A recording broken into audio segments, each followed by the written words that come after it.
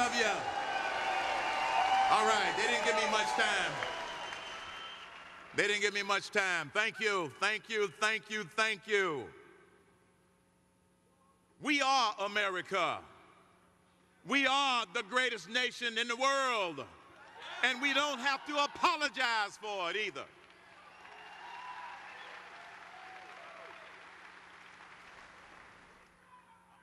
I don't have to tell you about the problems this nation faces.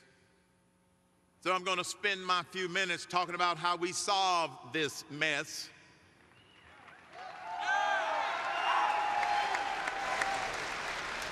We have become a nation of crises. We have an economic crisis. We have an entitlement spending crisis. We have an energy crisis. We have an immigration crisis.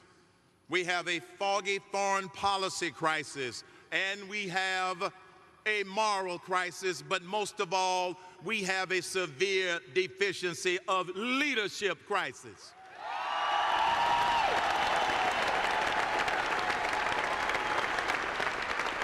The people of this great nation, they are tired of excuses. They want responsibility and leadership. The people of this great nation, they are tired of the blame game. They want results, and results we can get with the right person in the White House.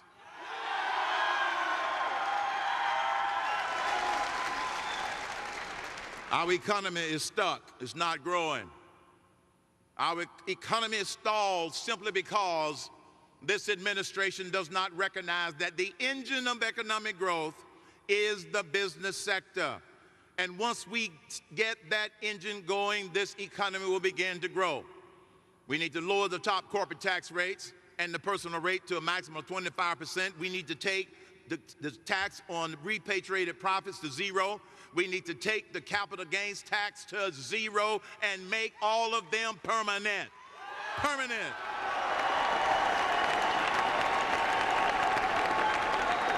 Uncertainty is killing this economy. And as long as uncertainty is killing this economy, it is killing this nation. We have an entitlement spending problem, an entitlement spending crisis. We can no longer trim around the edges. We've got to restructure these programs such that this nation will go from being an entitlement society to an empowerment society. Let's empower people, empower businesses. We have an energy crisis because of our dependency on foreign oil, and there's a way to solve it. You don't solve it by going to Brazil and other countries saying that America is going to be their best customer for oil. Let me tell you what the Cain doctrine is going to be. We will be our own best customer. We're going to drill, coal, gas, shale, all of our natural resources. America will be its own best customer. We have an immigration crisis. One of the reasons that has been little progress on the whole immigration issue is because one of the things that you learn as a business person and as a problem solver is make sure you're working on the right problem. And in this case, we don't have one problem. We've got 4 problems. This is how a Cain administration would attack this problem of illegal immigration and immigration. First, secure the border for real. Stop fooling around. Secondly, promote the path to citizenship that's already there. Let me tell you what the citizenship solution is for immigration. We have a path to citizenship. We don't need a new one. You know what it is?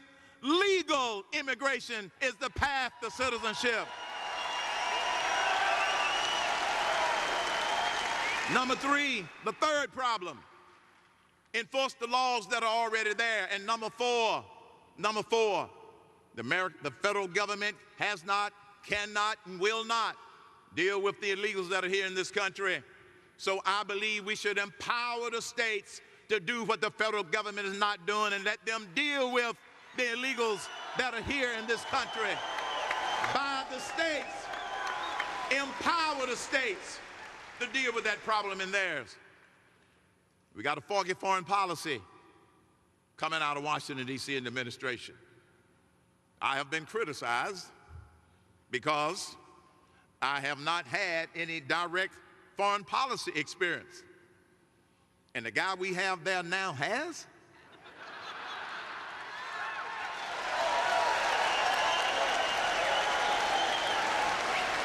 Help me understand that.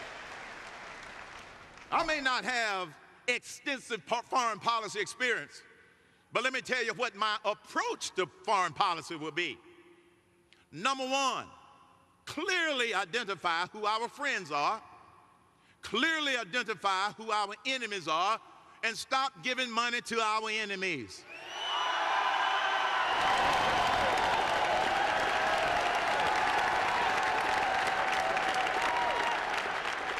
Number two, before I commit any of our brave men and women in uniform to go into war on behalf of this nation, I will make sure that the mission is clear.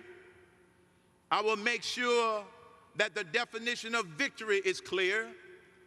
And I will make sure that it is clear how it is in the best interest of the United States and that particular nation. Because if I send our men and women into war, they want to be in it to win it, and that's why it'll be clear why we are there.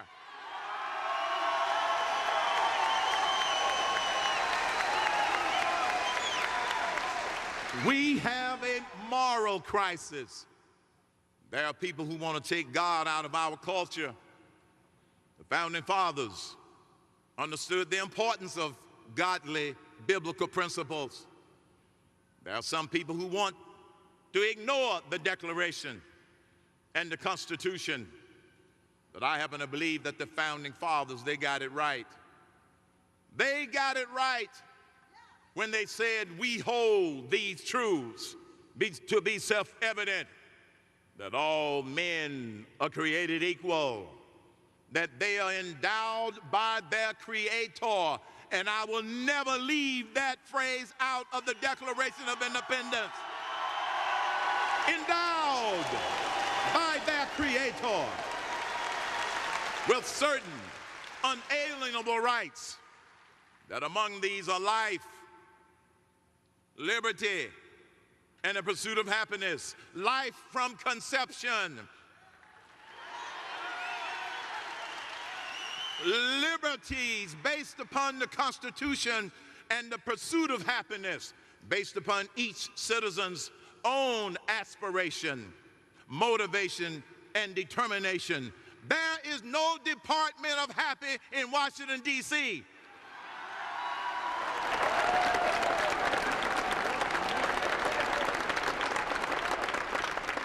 My parents achieved their American dreams.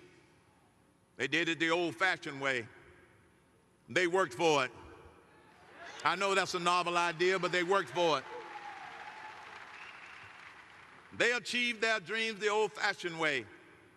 One of the reasons that I am running for President of the United States is because I have achieved my American dreams and then some. But 12 years ago, my first grandchild was born. When I looked into that little face for the very first time, the thought that went through my mind wasn't, what do I have to do to make sure she gets a good education? Or what do I have to do to make sure that she gets a good start in life, which she will? But the first thought that went through my mind was, what do I do to make this a better nation and a better world? That was 12 years ago. And when I saw President Obama take office and watched the weakening of America, I knew that that voice that I heard 12 years ago meant that I had to use my talents, skills, and abilities to do something about this nation and get it off of the wrong track and put it back on the right track, because the American people, we the people, this giant has awakened and is not going back to sleep.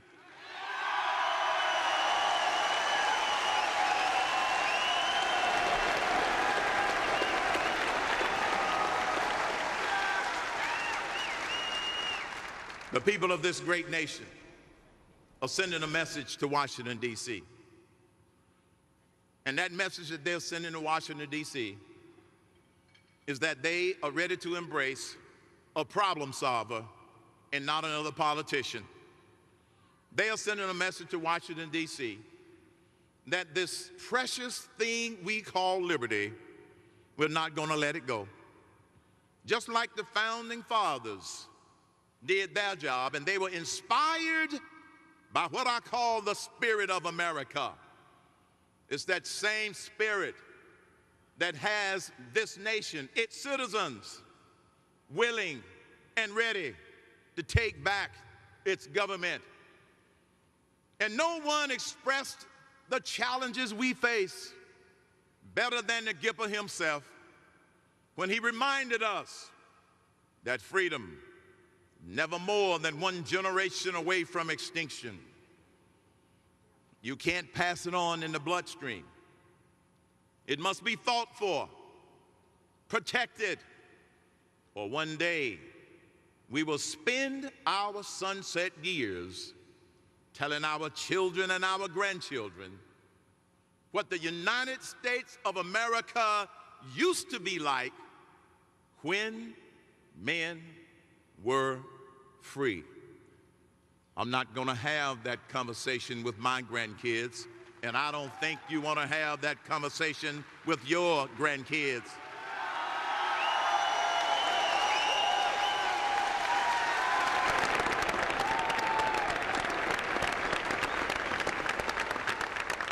The people of this country have spoken loud and clear. On all of our currency, it says, "In God we trust." I do. But in the fourth verse of the Star-Spangled Banner, the national anthem, there's another phrase there. In God is our trust. The founding fathers, they did their job. We have to be the defending fathers and put united back in the United States of America, the greatest nation in the world.